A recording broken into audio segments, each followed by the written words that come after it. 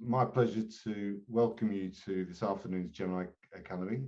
For those who've attended these before, we do cover a multitude of subject matters, and some are very, very interesting, and no exception today. We're joined by Ross Treleaven, who is, for those who are not from the UK, that is a name which is Cornish. So he's a Cornishman down in the southwest, a very beautiful part of the UK. But Ross is head of client experience at White Marble Consulting, a business that we work very closely with. Twink, who's their founder, is a good old friend of mine and actually lives about 2 villages over, as it happens, but a near neighbour. But what Ross is going to be talking about today is how does social media fit into your marketing strategy.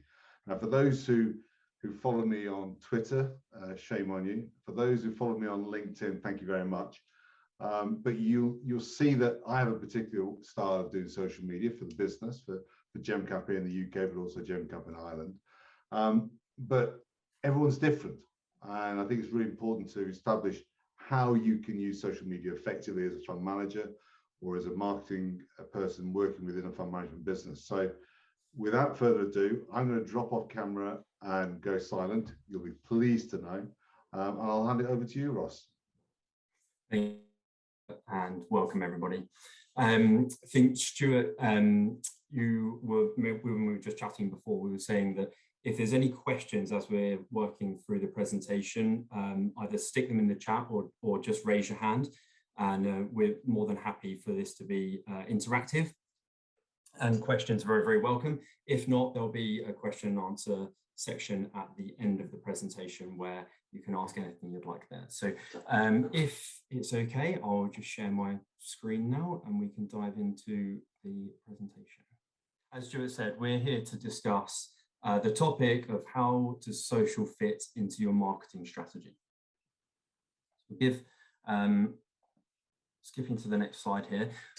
We're definitely not doing a sales pitch for White Marble Marketing here, but just to touch on who White Marble are and what we do, to give a little bit of context about why I'm here speaking to you. So White Marble Consulting is a consultancy firm. We are specific to asset management or the finance industry. We have 3 core capabilities that have lots of marketing disciplines that sit underneath that. So as you can see on the slide, telling an impactful story, thinking about authentic brand narrative, strategies to help engage your clients, and also embedding best practice. And as I said, all of those disciplines that fall under those 3 categories. We work across the industry with multiple clients that you may have heard of, and that's right down from small boutiques all the way up to large asset managers. So that's who we are as White Marble. Obviously a very, very brief whistle-stop tour of who we are. And then just to introduce myself in a little bit more detail, as Stuart said, I'm Ross Treleaven. I'm head of client experience here at White Marble. I've been at the firm for about 2.5 years now. And in my previous life, I was at Dimensional Fund Advisors, or DFA, also known as, a large US asset management company, about 650 billion assets under management. And at Dimensional, I was head of marketing operations, and then moved to be head of digital marketing for a number of years. So that's where a lot of the social media expertise came from, and that we'll talk about today. So when we're thinking about how social media fits into our marketing strategy, what I wanted to do at the beginning, or at the very top of the presentation here, is to think about social media really, really broadly. So breaking down some of the barriers to think about what it is, what does it do for us, and what is it? So to understand the role of social media and the role that social media plays in our marketing strategy, we need to better understand the role that social media plays in our lives. Social media has developed an enormous amount over the last 15 years, and that's certainly been accelerated within this COVID period as well. And we'll dive in a little bit more into what I mean by understanding how social and the role that social plays in our lives. We'll dive into that now. So one of the views, and this is my and our view, is that social has changed our behavior for most of us, for people who use social media. if you are, when I talk about this, I'm talking about in the context of navigating the internet, right? If you are going onto the internet and you know what you're looking for, you're very likely going to go to Google and do a Google search, a query within Google, and it will return you the answers that you're looking for. But if you don't know what you're looking for, I believe that people navigate the internet now via social media. They are self-curated channels of information that you might like to receive. It also speaks to the point that one of the principles of people expecting content on demand and being served to them, rather than it being hard work for them to get that information. Receiving the information should be of very little effort to them. It's the way that the world is trending. And when we think about social and our content on social platforms, let's take LinkedIn as an example, it's a very disruptive experience. What we are doing with our content is competing with other pieces of information for our viewers' attention. When someone goes onto social, and one of the reasons that it stays interesting for them is that they don't know what they're going to see. They're not going to a specific website to see if there's been a new piece of thought leadership posted. They go onto social and they know that they're following, say, 50 pages that will have information that they might like to consume, but they don't know what they're going to see. So again, we're competing for their attention and we want to disrupt their journey to our content. So that's really high level. Whether or not you agree, the view that I put forward is that social has really changed the way that people consume consume information and navigate the internet. Any questions around that, please fire those into the comments, and Stuart will be curating those as we go. So what do we know so far that we've covered? We know that people rely on social media. It's a really important part of people's lives. And we're just going to do some of these check-ins as we walk through the presentation. So then let's talk about the opportunity. We know that people use social media, but what is the opportunity for us? At its core, what is social media? So on the left-hand side of the slide here, I've got kind of the pessimistic or the really basic view of what social media is.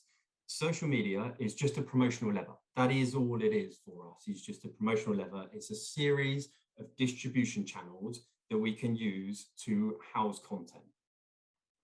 But if we look at the other side of the coin, is potentially the biggest opportunity firms have to engage a huge audience base. And that audience base is consisting of new and existing users, which is quite rare when we think about distribution channels, to be able to access both in one place, people that we don't know and people that we do know. And what it gives us is the opportunity to connect and develop a relationship with new prospects, something that's obviously forefront of all of our marketing strategies, is to connect and develop, lead generation, connect and develop relationships with prospects as well. This plays back to this right-hand side of the slide, plays back a little bit more to the notion that marketing has also changed with social media in the last kind of 15 years to be much more pull focused than push focused, where marketers would push information to people and they would send it to their inbox and they would push what they wanted onto them, and it may or may not be consumed. It's changed in focus to be more pull focused, which is where the information is put into the public domain, and then our clients, users or prospects are able to choose which information they want to consume. And that means, of course, as a marketer, you can push information to people, but if they're not interested in reading it, there'll be zero engagement, right? So it has to be focused on the end client requirements. And social media is one of the biggest contributors to the pull marketing approach. And so overall, what we're saying about social media here is that the opportunity definitely shouldn't be underestimated. Okay. So we've got a little exercise here. You don't actually have to do anything this, but just think it through. When we're talking about social media and the opportunity, let's think about one person that you've spoken to today or this week or this month in a business context who doesn't have a LinkedIn account. That's only one social media channel that we're talking about, but just think through if that's the case. Obviously, I'm opening myself up to be shot down here with somebody saying that they do know people, but I think the balance would be is that it would be very unlikely that you would have spoken to someone recently in a business context who doesn't have a LinkedIn account. And what that tells us is our target audience that we're trying to reach out to is on social. It is certainly on LinkedIn, and it will be on social more broadly. And as I said, that's not even talking about Facebook and Instagram, the really common social platforms as well. This is more related to business. So an example that, again, just expanding on the opportunity that we have on social and the reason why it's so important to our marketing strategy, the considerations that we have to think about is the size. So taking LinkedIn, the active monthly users on LinkedIn as of Q4 2021, which obviously is over a year ago, this is done on an annual basis when we pulled this information, 2022, sorry, that is right, sorry, Q4 2021. I just checked it recently, or earlier on today, and for Q1 2021, it's actually near 800. So that's 800 million active users on LinkedIn. So certainly our target audience is on LinkedIn, and there is a huge number of active users. Another statistic to go with the users, not just the total number, but the engagement of those users. There's over 1 billion interactions on a monthly basis on LinkedIn, and an average of 17 minutes a month spent across all of those users on LinkedIn. The average is 17 minutes a month. So again, it's a large engaged audience. And this is why social is such an important part of any marketing strategy.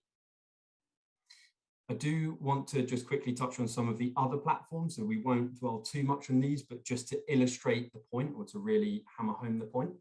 Twitter, slightly different view on this one. It had 300 million active monthly users, which compared to Facebook and LinkedIn is quite low, but it also has 500 million tweets per day. Again, an absolute staggering number. And this statistic that we pulled out, I think is really eye-opening, is that 83% of world leaders are active on Twitter. Barack Obama, when he was president of the US, had 130 million followers. And Donald Trump, obviously, also had a huge number of followers. I don't know the specific amount, but he also had a huge number. And the very fact that world leaders are using social media to disseminate information tells us almost everything that we need to know. The last point on this slide is to think about the demographics, which we're going to talk about a little bit more in the presentation, in a couple of minutes. But that Twitter is the #1 social network used in Japan. So that's not relevant overall to this opportunity conversation, but it is relevant to our audience and what we're doing. Just because there's a huge number of people on a specific platform, it doesn't mean that necessarily is our target audience. So that's something for us to bear in mind as we're working through the considerations of each platform. Facebook is obviously, as you guys will probably know, is the biggest of all the social platforms, and the numbers here are quite honestly staggering. As of Q1 2021, which was a year ago, we were at 2.8 billion active monthly users. Just a staggering number. So when you think there's only 7.7 billion people in the world, and nearly 3 billion of them are on Facebook or have a Facebook profile and are active, that tells you how enormous these social platforms are. Facebook is a real global platform. It has presence in many countries. And as you could see, and this isn't just related to Facebook, this again goes back to the initial conversation about how people are using social media and how they navigate the internet. If you can see that rapid but sustained growth in 10 years, from 600 million active monthly users to nearly 3 billion active monthly users in a 10-year cycle is incredible. And that, as I said, is not just related to Facebook only. That's also across the other social platforms, that enormous and sustained growth.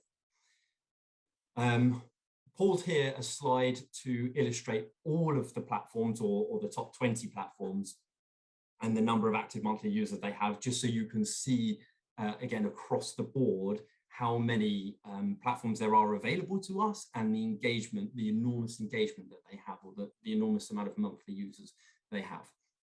And some of these platforms will be faster growing than others. Some of them will be slowing down. Some of them will have specific uses, or some of them will be more relevant in specific regions. But across the board, social is definitely a key contributor to people's lives. The last stat I wanted to leave you with, and this one is, I think again, pretty staggering, is that when you take Facebook, 34 minutes a day is the average a user spends on Facebook every single day. So, you know, what we're talking about is nearly 3 billion people spending over 30 minutes a day on Facebook, which, you know, I find absolutely staggering. But if there's a slide that needs to tell you how important social is to people in the world, this might be it. Okay, so let's take a quick check. What do we know so far? So we know that people are really relying on social media. We know that our target audience is on social, and the opportunity on social is absolutely vast.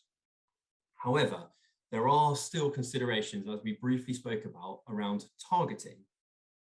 So which platforms should you support? Because there's so many, which ones should you support? So the exercise to think about here, when you're considering the platforms that you should be on, or you should be supporting, is really related to your audience. It's understanding your audience, and then understanding the audiences on the social platforms.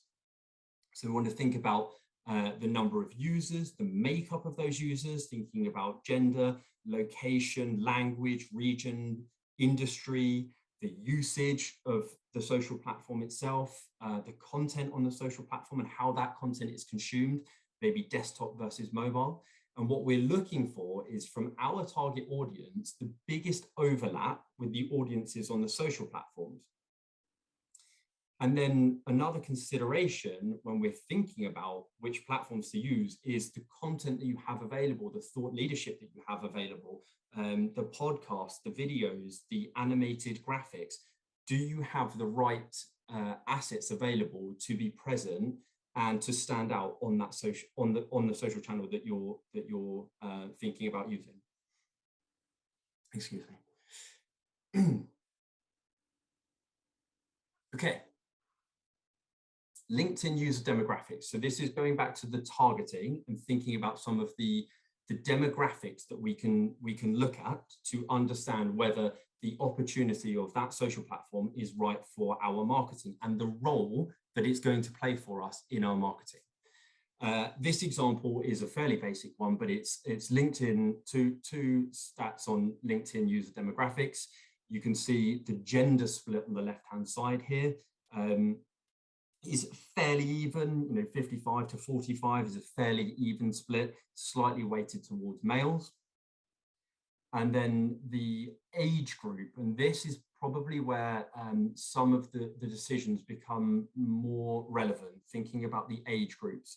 When we have a marketing strategy and we're looking to engage specific age ranges, if we're looking to create a cradle to grave engagement for a campaign, what are the social platforms that we want to use that are going to engage those specific audiences for us? So I think, as you can see, the real outstanding percentage on LinkedIn of age group is 25 to 34. And then there's actually a very quick decline in active monthly users once we go over 34.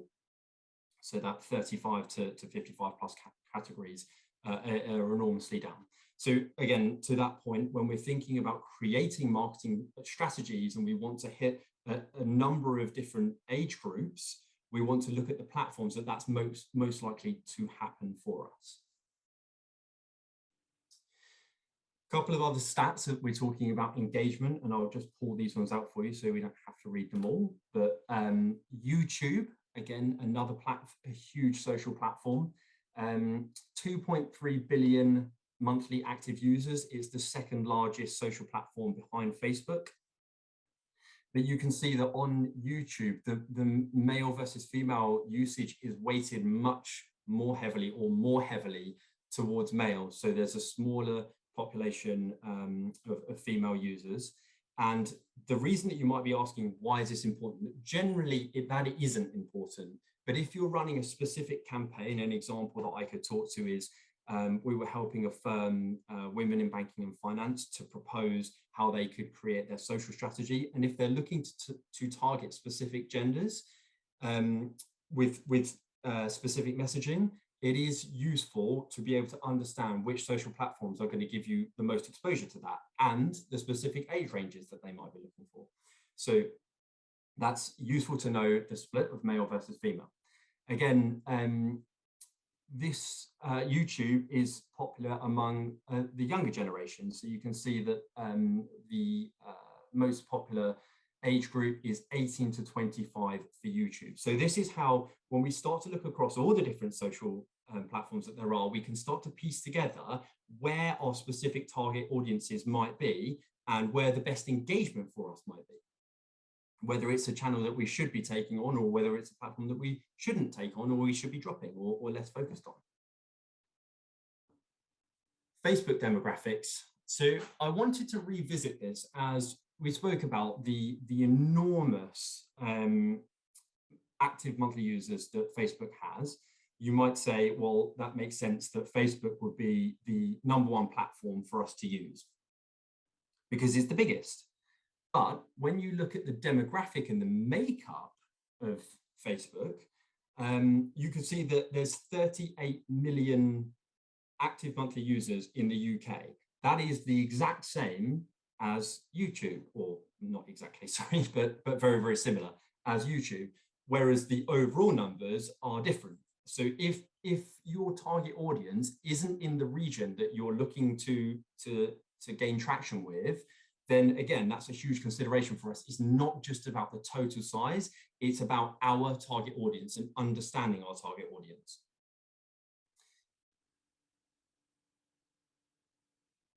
Next slide. Again, just talking about our users and thinking about our target audience and thinking about the way that they're going to consume content.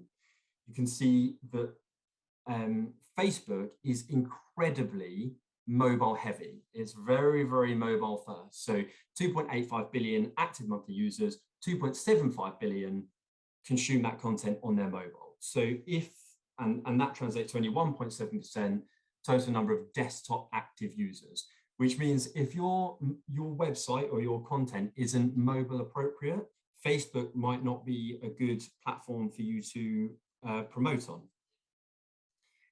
Very useful to understand or think about all of these considerations when you're creating outreach and you're creating your marketing strategy in a campaign for how you're going to deploy that outreach to target your audience and gain the most engagement. One of the things that I also wanted to touch on before we run riot with the conversation is the cost of social media. So posting on social media generally, or if you're doing it from an organic standpoint, is free, but it also isn't free because there's a huge time commitment when we think about posting on social, and to execute social media well absolutely isn't free. When we think about the time investment, we need to think about elements such as creation of assets, creation of videos, podcasts, imagery, animated assets, creation of the thought leadership itself, the basis of some of the information. We need to think about the compliance approvals. We need to think about creating the social strategy, the posting schedule, the targeting that we're going to be doing, the budget, A/B testing, analytics, monitoring, and the insight from that monitoring. That's just to name a few things, but the point I'm trying to make here is that to do social media well, it is expensive in terms of time and resources. And that should be really considered upfront about which platforms you want to leverage and how well you can support those, because it will be very obvious to users if you have a neglected social platform or a social page, I should say, on the platform. It'll be very obvious to them that you don't really post any content and you're just running a single campaign on that platform, and then you're upping and leaving. So once you, as a firm or as a marketer, once you take on a social platform, you want to support it and you want to keep investing in it because it is relevant to you and it's where your target audience is. So again, the reason I bring this up is because, as you know, in our role, we hear this quite often that social is free, but actually the commitment when you think about your marketing strategy and the effort and the weight that you need to put behind the social, it is much, much higher than is often considered. So again, what do we know so far? We know people rely on social media. We know our target audience is on social and the opportunity is vast. And we know that we can select social channels, specific social channels, to engage our audience. There's statistics and parameters that we can look at to be able to engage our specific target audience, which is the most important thing. It's not just about the size of the opportunity, it's about the relevance and size of the opportunity. Okay, organic versus paid social and what their role plays within your marketing strategy. Left some arrows on there, sorry about that. How do organic and paid social complement each other in the marketing strategy? So when we think about owned media, that would be organic content. This audience is people that you already know. So you can't choose who the people that follow you are. They already follow you and they've requested the information. Sorry, let me rephrase that. They have accepted to follow you, and that means that they are requesting the information that you are putting out into the market. Now, naturally, owned media or organic social has a higher engagement rate than paid social, because paid social, you are pushing it to people that haven't actually asked for it, but it's the way of engaging new followers. So owned media, you could say, and organic social is much more focused on servicing. So this is servicing of people who already know who you are. I'll come on to that consideration again in a second. Earned media will sit in the middle, but we're discarding that for a second. On the right-hand side here, we have a separate audience, which is related to our paid media.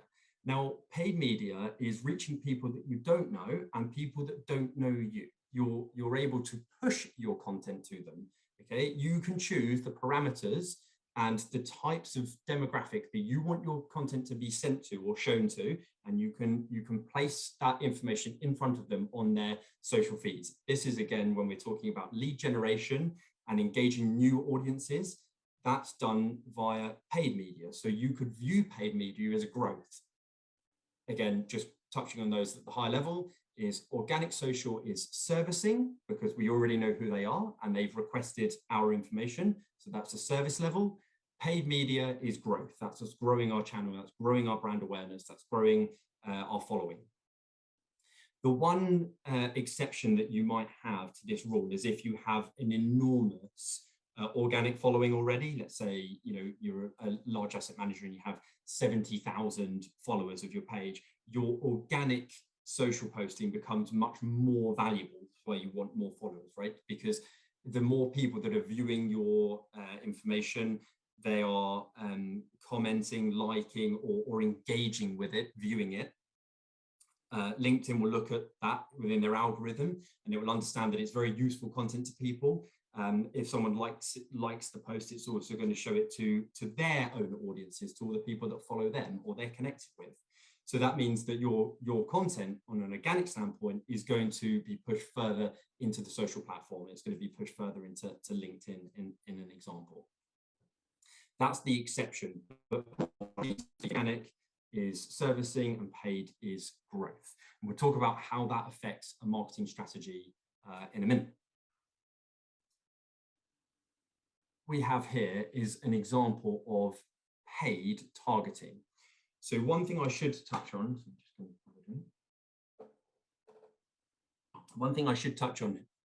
before we go too deep into this paid targeting is that you do have a level of targeting for organic posting as well, but it's at a higher level. It's more related to regions. And this can be important if we have a single channel that's serving multiple regions. They have different compliance approvals. We might want to post in different languages.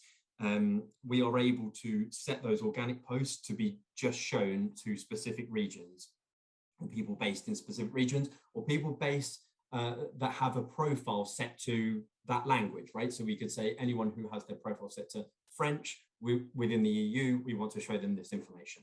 That's something you're able to do from an organic standpoint.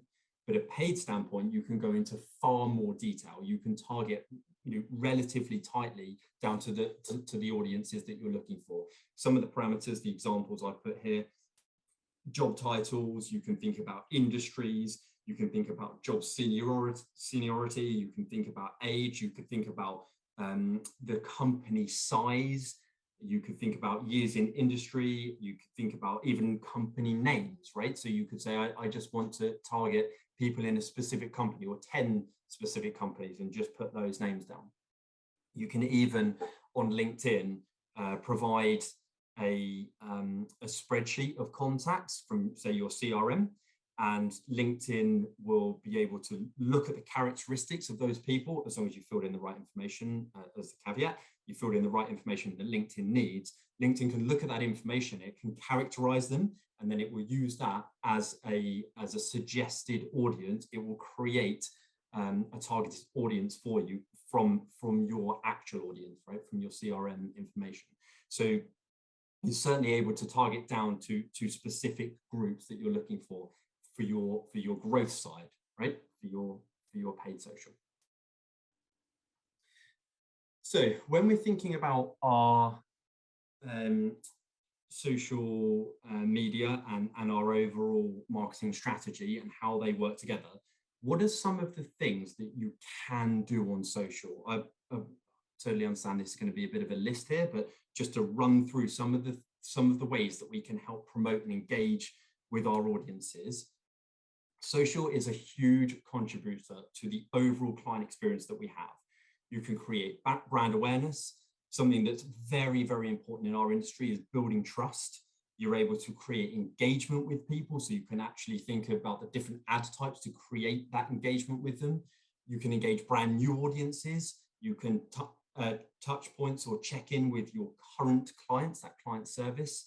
Some firms have dedicated client service channels for any issues that need to be raised, and they can be resolved more immediately via a social platform. You can think about lead generation, brand advocacy programs, influencer marketing, highlighting some of your corporate citizenship and your corporate initiatives.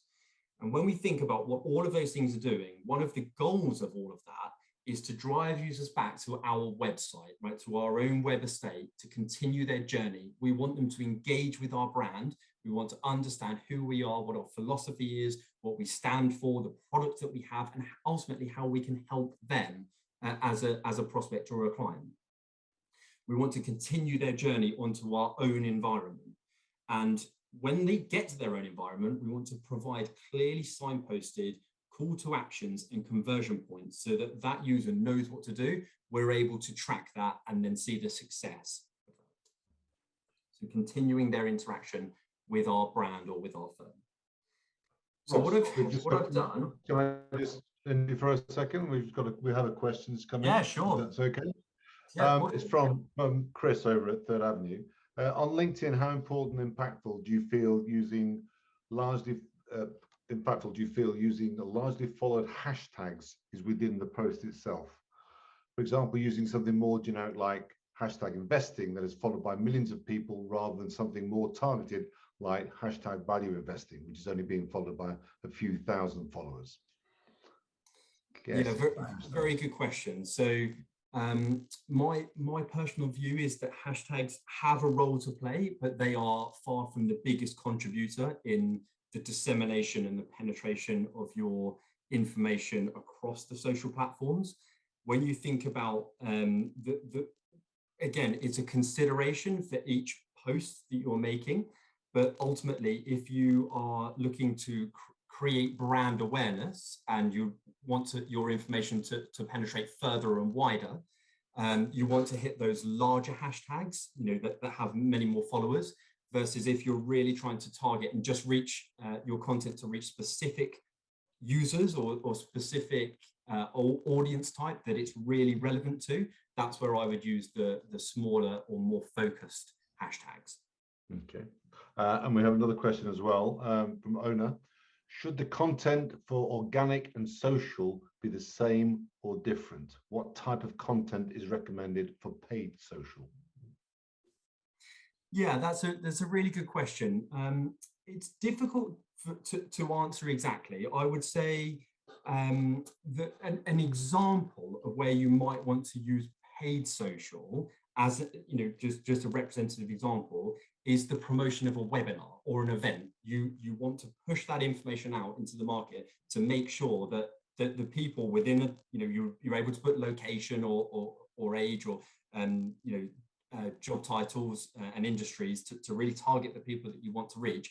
But something like a webinar or event is a key candidate for a paid approach, as well as some thought leadership. So for mostly for us or for our clients, when we're going to promote something as paid, we also promote it as organic, because there's no reason to not, right? It's free to promote it organically as well.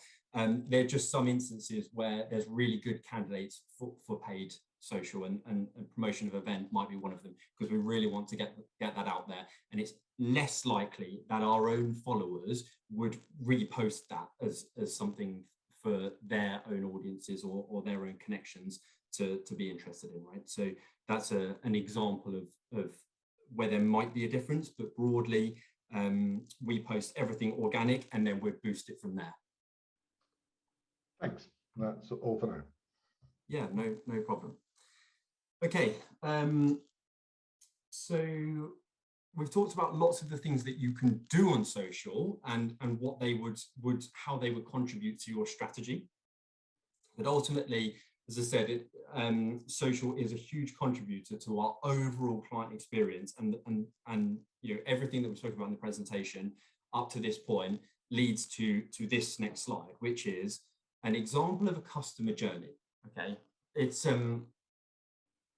apologize for how complicated and messy the slide is, but is to illustrate the point that when we think about a customer journey, we want to help walk them through or ease them through the awareness phase to consideration to conversion, and then ultimately to service and then loyalty, where we have a brand advocate. This is just a representative journey, so you could pick holes in this, but the example that I wanted to talk about is how the paid and organic interlink with each other. And obviously, when we're thinking about paid and it's the growth side of things, it's probably people that don't know who we are or don't have enough information about who we are, the products and the services we have. So it's likely that paid content is going to sit at the beginning in the awareness to consideration, then up to conversion phase.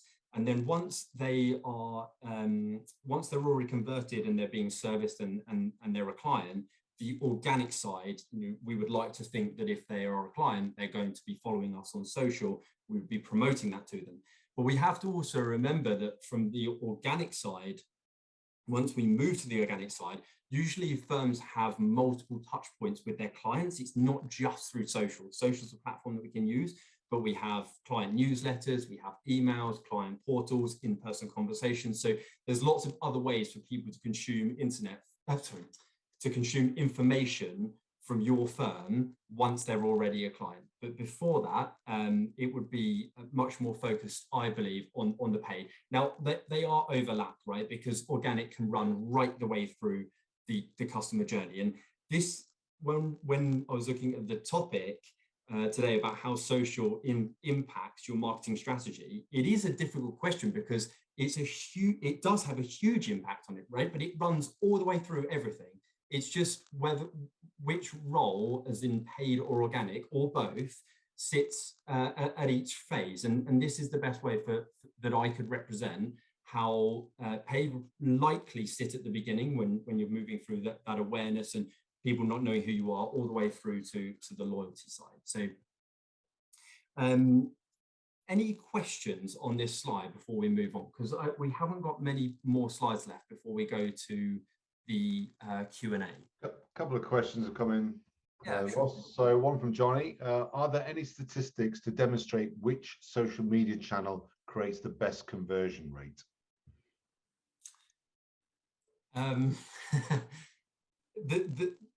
The short answer is no, because it really is related to your content, right? And the audience that you're trying to reach. You could pick YouTube as an example and say there's some hugely successful people on YouTube, but if you tried to take their exact profile and put it on LinkedIn, it wouldn't work as well. What I can say is, or it might not work at all, but what I can say is, in terms of engagement, when we're thinking about a business perspective, LinkedIn is the number one platform, simply. You saw the age ranges and the demographic split, but from a business perspective, LinkedIn is the number one, at least in the UK. You also have to consider, and it's kind of going a little bit more into the weeds, but some of the ways that the algorithms work for each of the platforms. So Twitter, as an example, has a lot more value on timeliness, whereas the posts that have been posted in the last couple of hours have a lot more weight in the algorithm to promote them higher up people's feeds, whereas LinkedIn is a lot more an engagement. It's engagement driven. If people like, comment, share, that drives the algorithm to push that content to more people, because it's saying that this is useful to people, right? So there's also that side of it when you think about the engagement, but it really is based on your demographic and then content specific for that platform. Okay. Sorry, I can't be more helpful with that one. No, that's absolutely fine. Another great question here from Chris, the Third Avenue. How often should one utilize paid search, i.e. Google Ads, in your digital marketing strategy? In short, is it worth it in your opinion? Yes. Okay. This would be appropriate to your campaign that you might be running, or whether you just want, as a bigger firm, they'll run Google Ads consistently. They would want to own specific words or specific phrases or queries within Google, as an example, so that they can help own, or it helps them to own that within the market, right? This goes back to the very, very top of the presentation, where we spoke about somebody knows what they're looking for versus not knowing what they're looking for. Knowing what they're looking for would be Google, and that's a way to drive people to your website.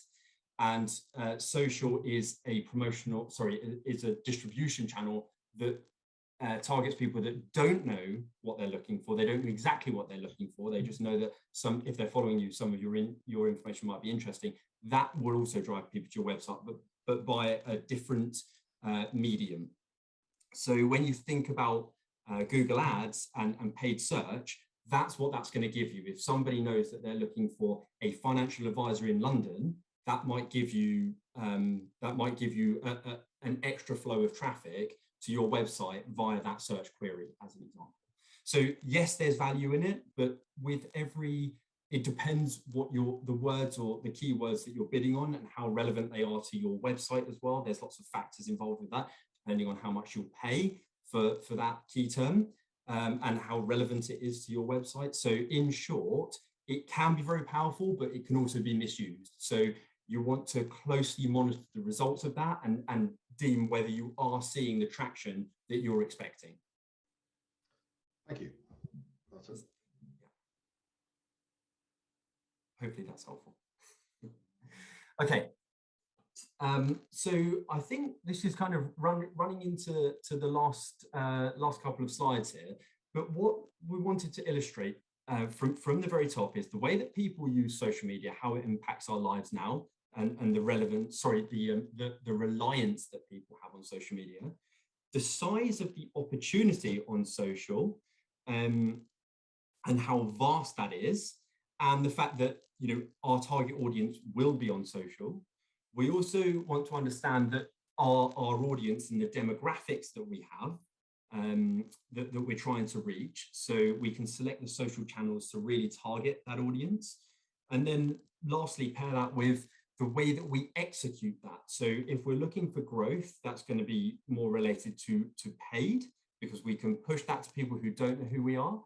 And if we're looking to service our clients, which we should constantly be doing, that's going to be posting organically, or more likely to be posting organically. So that talks to the organic versus paid on social, and then also your best practice execution, right? And that goes back to the original, one of the original points we made at the top of the presentation around social being a disruptive environment, right? So when we're putting content on social, we're competing for our prospects and clients' attention over any other information that they might be served on that individual platform. So they're all the considerations. And what I was saying to Stuart before everyone joined the call, and it's quite tricky for me to say to everyone on the call, this is what you need to do to have a successful social strategy in your marketing. It's really relevant to you as a client, or you as talking about White Marble here, you as a firm, and then your target audience. Who are you trying to reach, and how are you trying to reach them? What assets do you have? What thought leadership do you have? And how are you presenting that to them? Once you look at all of that and you think about the considerations we've walked through in this presentation, you'll be best placed to formulate the marketing strategy and understand how that would fit into your social strategy, and how that fits into your overall marketing strategy. So I will pause there and ask if there's any questions, comments, queries, anything you agree with, anything you disagree with. Hopefully not, but any further questions at this point? There's one here from Kate from GSI. Oh, two from Kate. Is the research on the length of social media posts, i.e. words less than 1 minute read versus 10-minute reads, is it really just a push for them to be taken to website? And is the website the holy grail? That is where all the intellectual content sits, and social media pushes prospects to website. So is it short ones or long ones, I guess, is the answer. And she's also added to that, or do you put detailed content on social media, i.e. YouTube, Instagram, LinkedIn, etc.? Okay, so I'll try and answer the first question there. As marketers, yes, our own web estate is the holy grail. We really want to drive people to our own web estate. Then we can understand analytics, we can understand the journeys, we can understand the drop-off points, we can really understand how hardworking our website is for those individuals. But also, more importantly, we can further the interaction, right? So what we really want to see when someone comes to our website is they read a post and then they go and find out more about the firm, or they go and find out more about the products and the services that we have. So we're furthering their journey there. Even better, we create an interaction with them and we end up having a conversation. That's very difficult to do purely on a social platform, but it's much easier to do on our own web estates and our own web infrastructure. So definitely driving people to social. When we're talking about the length of posts, certainly thought leadership in written form, and again, this does relate to your target audience, and you would know this better than anyone else. But if you're talking broadly, shorter content is more effective, purely because it's quicker to consume. But video and animated graphics are even more so the case. Podcasts or videos, or audio snippets are being increasingly leveraged, and they're seeing really, really good engagement as well. So actually fairly similar to video, the audio snippets and podcasts, or links to podcasts, are performing very, very well at the moment. Now, one of the short video, let me rephrase that. Short videos, or video briefs, people call them, are also becoming incredibly relevant. And this is being driven through the creation and the success of TikTok, which has obviously exploded in the last couple of years. And you might see that a trend for 2022, late 2021 and 2022, is that lots of the other social media platforms are scrabbling to be able to create video shorts or video briefs and be able to put those on social, as well as being able to go live as well. But that is an example. You can't categorically say that shorter is better, but for the majority, the engagement rates can be higher if you have shorter content. Okay, a few more questions for you, Ross, if you're okay. Sure. And a great one actually from Nicole over at LNC, one that I often try and work out, which kind of posts are the most engaging? I think you probably covered a little bit when you talk about videos and stuff, but Yes. which kind of posts? Yeah, it is video. It's video at the moment, and specifically short videos. So you're talking between 15 and 30 seconds as a maximum. Wow. Kind of like TikTok and Instagram stories that I was just referring to a minute ago. Though those are really engaging, but you'll also see people creating audio snippets where they also have a visual representation with them. So it's not quite a video, but the words are playing out on the screen as the audio is playing, and that's also gaining really good traction. So it's that mix of visual and audio at the same time. Of course, when you're thinking about best practice, when you are posting video content, you also want to think about closed captions so that people can read. If they're on the train or they're in an office environment and they've not got their headphones in, they might not want to have the sound on. So seeing a portfolio manager talk at you without any sound is completely useless, right? So add closed captions in for people to be able to read along if they're not able to listen to the audio. But certainly that mix of dynamic, short content is at the moment what is gaining lots of traction. Okay, there's sort of two related questions. One's coming from Chris, another one from Nicole, which is linked to the videos. Chris is asking, are you seeing anyone incorporate live chat on their website, similar to what retailers and merchandisers are doing? And Nicole has asked a supplementary question. When you say videos, do you mean animated videos or videos showing someone from the company speaking around a specific topic? Okay, I'll start with the videos one. It doesn't matter. It's not specifically animated videos. It could be a PM talking, but like I said, just make sure you include the closed captions, i.e. subtitles, so that people can read along. The consideration with those, and it was something that I spoke about at the top when you're thinking about your marketing strategy, is the cost of creating those. It can be literally expensive to create them if you have to outsource that. But even if you have those resources in-house, it's quite time consuming to create those. And that goes back to social media not being free, versus you have a page on your website where you've hosted some thought leadership content, and all you're doing is creating a placeholder image and some intro copy and then posting that on social. That's a much cheaper way of doing it, right? So it does relate to how valuable that piece of content is and how widely you want to promote it. Creating videos for everything probably isn't the way forward, but for specific pieces of content or campaigns, it can be well worth it. So that's the first question. The second question is around live chat. I can't think of any firms specifically that have live chat on their site that we've spoken about. I did touch on some firms having dedicated client service channels on social. So you're able to go on and say, I can't log into my site, or I need some support. Can you give, can we connect? And then you can have a phone call from there. So dedicated monitoring of that social channel for people to raise issues or to raise client service requests. In terms of live chat, the one consideration I would have with that, and this might not be an issue for bigger firms, but for smaller firms, the purpose of live chat is that it's immediate, and that is what people expect.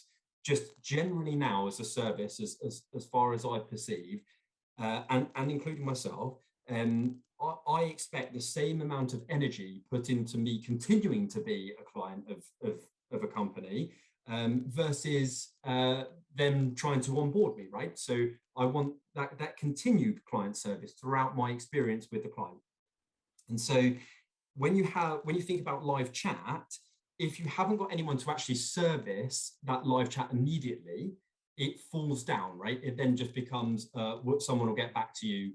So that's the consideration, the biggest consideration I can say with that. And I would say the reason that I'm talking about that is because we at White Marble did have a live chat a period of time, and it was really challenging, I'll say. Just one final question here from Johnny Fry. I've been told TikTok has better algos than YouTube. So is it worth uploading videos to TikTok instead?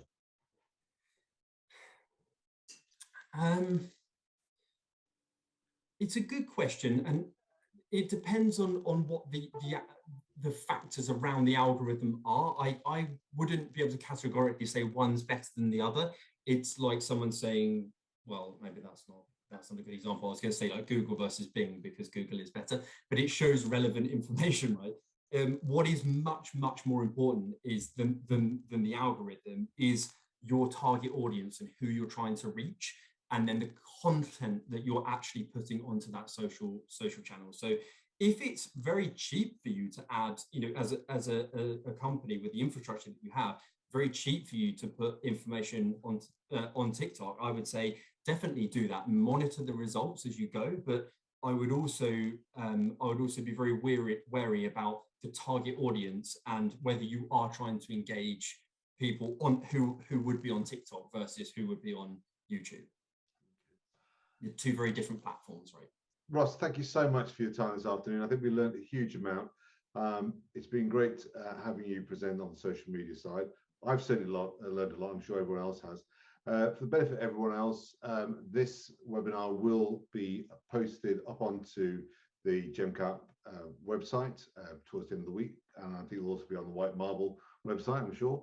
And of course, we'll be posting it on LinkedIn, Twitter, and every social media platform we can possibly imagine over the next few days, with some help probably from White Marble on that. So thank you for your time today, and we wish you a great rest of the week. And thank you, everyone.